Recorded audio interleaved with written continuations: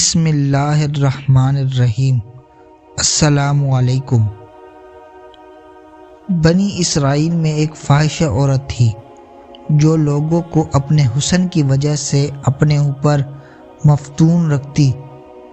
اس کے گھر کا دروازہ کھلا رہتا تھا۔ جو بھی اس کے گھر کے آگے سے گزرتا اسے دروازے کے سامنے تخت پر بیٹھا دیکھتی۔ جو بھی اسے دیکھتا عاشق ہو جاتا۔ جب اندر داخل ہونا چاہتا تو 10 دینار یا زیادہ حاضر کرنا ضروری ہوتا، تب وہ اندر داخل ہونے کی اجازت دیتی۔ ایک دن ایک عابد وہاں سے گزرا تو اس کی نگاہ گھر پر پڑی اور وہ تخت پر بیٹھی ہوئی تھی تو وہ اس پر عاشق ہو گیا۔ وہ زاہد نفس سے لڑتا رہا اور اللہ سے دعا کرتا رہا کہ اللہ اس کے دل سے اس کی محبت کو زائل کر دے۔ لگاتار اپنے نفس پر مشقت ڈالتا رہا، حتیٰ کہ اس سے گور کا سامان بیچا اور جس رقم کی ضرورت تھی انہیں اکٹھا کیا اور اس کے دروازے پر آیا، اور وہ بن سنور کر اپنے گھر میں تخت پر بیٹھی تھی۔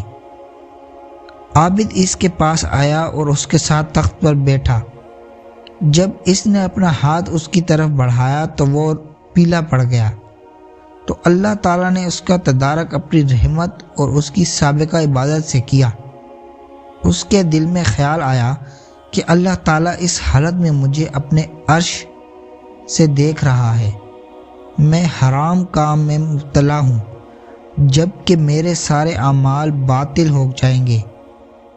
اس پر ہیبت طاری ہو گئی، اس کے رونگٹے کھڑے ہو گئے اور رنگ بدل گیا۔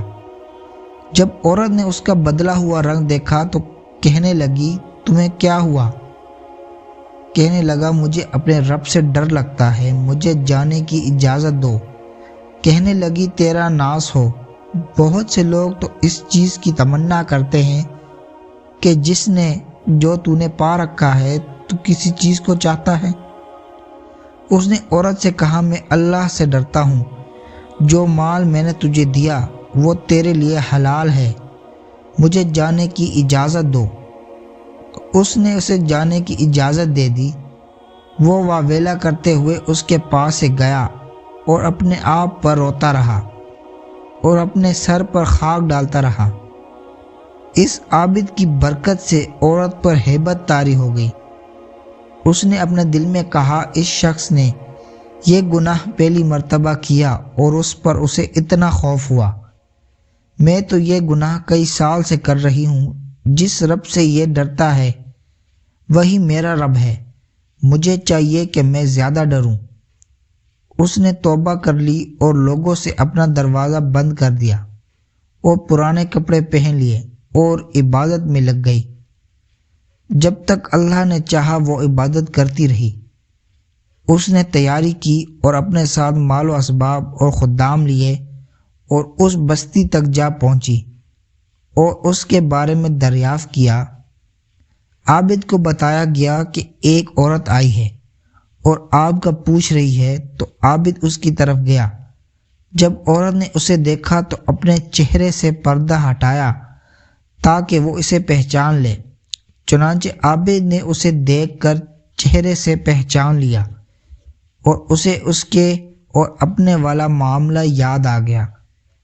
اس نے ایک چیخ ماری اور اس کی روح نکل گئی، جبکہ عورت غمزدہ تنہا رہ گئی اور کہنے لگی، اس کی خاطر میں آئی تھی اور یہ مر گیا ہے۔ کیا اس کا کوئی رشتہ دار ہے کہ جو عورت کا محتاج ہو؟